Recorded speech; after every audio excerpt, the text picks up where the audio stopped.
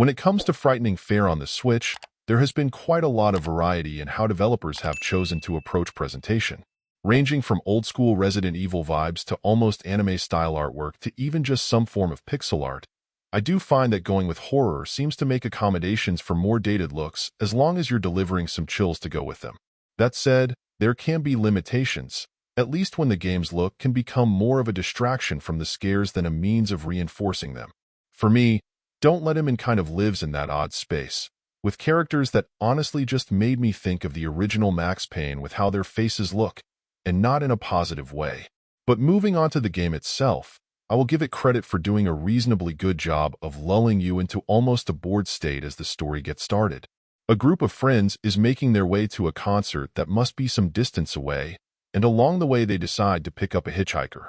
Aside from him being pretty odd, nothing much comes of that decision. But then pretty suddenly things take a very dark turn, and the more crazy end of the experience gets rolling.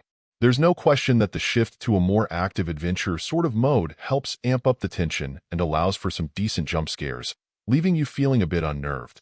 The thing to keep in mind, though, is that this is a pretty low-budget affair all around, and even if you're having a good time with it, you'll want to be aware that it's a pretty short experience from start to finish, clocking in at an hour or so depending on how you pace yourself.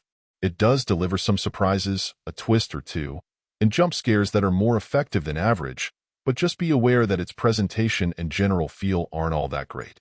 Overall, my final score for the game ended up being a 6.6, and if you're interested in picking it up, it's currently available on the Switch eShop for $9.99.